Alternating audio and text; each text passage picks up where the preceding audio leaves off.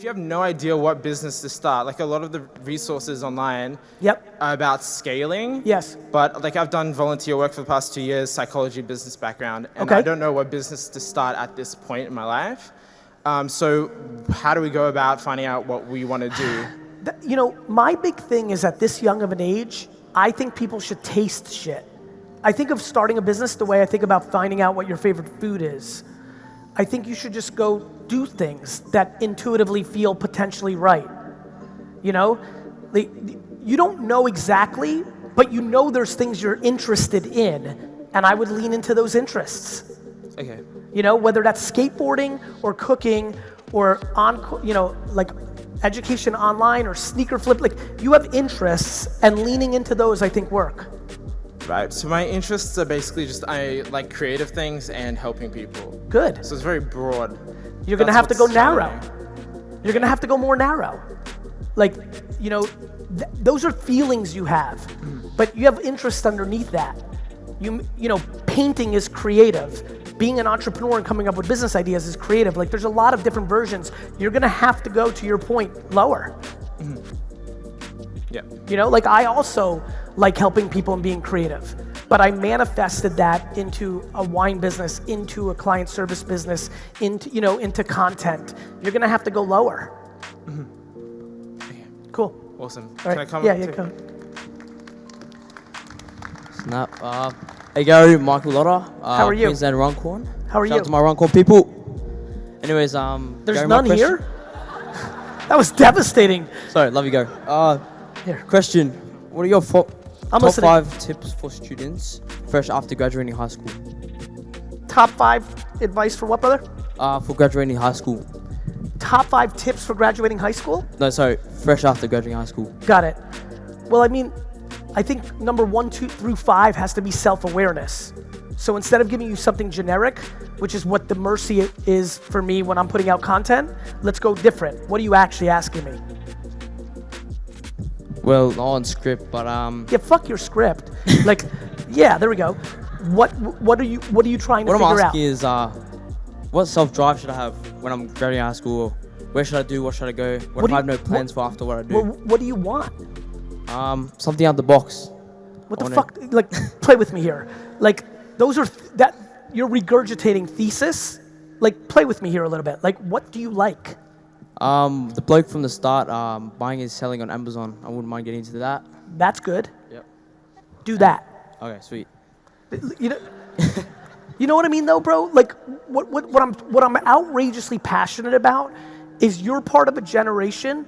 Like yesterday, some kid in Sydney's like, bro, how do I get out of the rat race? He's 16. I'm like, bro, you're not in the rat race. You know, like something outside of the box, that's theory, right? That's like jargon. Like to me, it's like, go basic. Like if you enjoy, look, you're talking to somebody. This last week I was in Chicago with my son and my best friend and some of the guys on my team, and we were at this baseball card convention. It was the first time I did being a baseball card dealer in 25 years. I went to another dealer and bought a Wayne Gretzky rookie card for $200. I brought it to my table and priced it at $260, and it sold. The high that I got on that $60 flip is 5 trillion times much bigger of a high than the 6 figures I'll make to give this speech over this last hour. They're not even in the same fucking universe. I love that, right? That's what you need to figure out. Like if you're lucky enough to actually like buying stuff and flipping it on Amazon, that is a business that can get you to millions of dollars because it's so real. Go into that instead of posturing with something outside the box. Go in the fucking box and execute. How do I stay in love with the process? Either you adjust what you do day to day or you sell the company. That's the end goal, to sell it. That's already the problem. Why? Because that's why people don't like their businesses. They build them to flip. Okay. I have no interest in ever selling any of my businesses. Now, it doesn't mean I'm right or wrong, it's why you're struggling. You don't love it, you want the money. Exactly. Bad. Yeah. I'm honest about it, it's true. I know. You could have lied and I still would have known you were lying Yeah. because of the way you asked the question. Yeah. I would argue that you're playing a game of holding your breath. So do what everybody does when they do a business they don't love. Hold your breath as long as you can and then fucking sell it. Or bring in a minority partner who fucking loves it and let them operate and let them earn from 10% to 50% over 3 years, and then have an infrastructure where you're aligned, but then always be prepared for her or him to say fuck you after 6 years, because now they're the only ones doing it and they don't want to give you 50 cents on the dollar anymore. But for you, at least you extracted value over those 6 years and you're happy to sell it back to her or him at the end of that 6 years. Both of those are options. You get to pick. Okay, thanks. But this is why, and that's great, but this is why I want to talk about this for a second. This is why I'm so passionate about people building a business around what they love. Because then you can play forever. It may be a little slow when your business is around footy or the Smurfs or root beer, because it takes time. But over time, you could go like this versus like this. And you're dealing with this. And that's okay. But you have to sell, you have to give up leverage now. You got it? I got it. Or are you gonna burn out? Yeah. You got it?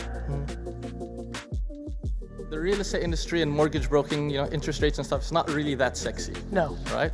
So we've tried to make it sexy by combining it with my other passion, which is drinking fine rums. I'm very excited about what you're saying. I'm being dead serious. People buy homes or give business to people they associate with. I think a lot of you should be talking more about what your favorite footy team is, what kind of beverages you like, what kind of shows you watch on Stan and Netflix. People stay so narrow and professional when all the opportunity is going broader of your actual true self. If you're actually deeply passionate on single barrel and esoteric rums, that is a gateway drug for you to do mortgage and real estate business. I think it's a great idea. Okay, cool. So that answers so we've called our channel Rum and Real Estate. I fucking love it, bro. You know what's so amazing about this interaction? You're new, but your intuition is so on. But it's from you. No, it's not from me, it's from you. Because I was wondering, because we just don't have enough data to measure whether we're heading in the right direction. You have no data because you just fucking started. Exactly. So Fuck data. Why don't you make fucking 2 years worth of content and then think about it? Perfect. Here's the good news. If it's wrong, at least you drank a fuckload of good rum.